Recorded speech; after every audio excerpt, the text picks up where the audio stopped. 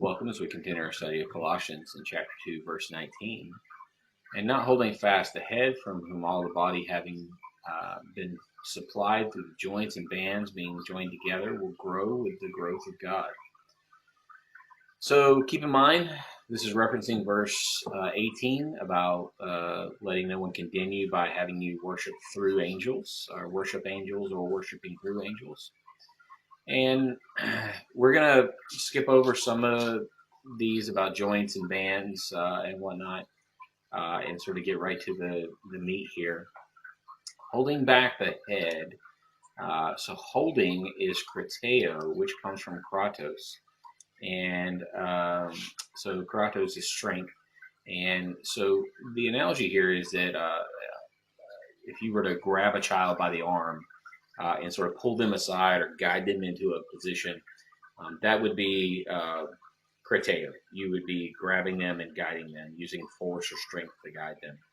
And so when it says to not krateo, the head, what it's saying is to not hold back or restrain the head of the church, which is Christ. So how are you restraining Christ as the head of the church if you worship through angels? Well, Christ is our intercessor. He's our high priest. Those are part of his roles as the head of the church. And so therefore he is our only go-between from us to the Father. And so if you use angels as a mediator, then you are effectively preventing him from doing his job as the head of the church for you.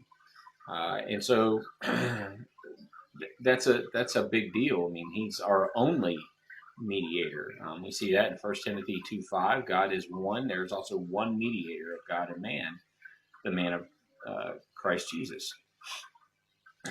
So don't restrain him from doing his job. Part of his job as your intercessor, as your high priest, and as the head of the church is to help meet your needs spiritually. And so that's what the rest of this verse is really talking about. Epikoreogo is from epi and choreogo. And choreogo is where we would get the word for choreography. And it was used of leading a chorus, of supplying the needs for the chorus monetarily. And then epi is upon, so sort of to supply upon. Epi really works as an intensifier here. So to meet all of the needs, I guess you could say.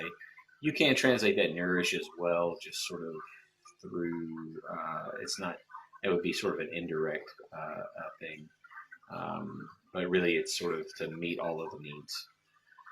And then being joined together is sum bibatzo, which we've seen before. Sum is together, and then bibatzo is sort of to drive with the foot, so forceful, this forceful drive with the foot. So again, it would be to drive together. And then growth is used twice here, verb form and in the noun form. So it is oxano in verb form and oxesis in noun form. And it means to grow, to augment, to cause to grow, increase in number, quantity. Here could be talking about both increasing the numbers of members in the church, increasing the size of the body, but also the individual spiritual growth of one Christian as well. So again, don't impede Christ. I guess you could say enable him, right? For him to do his job to help you grow. I don't like to use the word enable necessarily because it presumes that that he needs your help. But the reality is that Christ and God want us to be involved in the process of our own spiritual growth. So enabling does work here. You're encouraging your own spiritual growth by using him as your intercessor.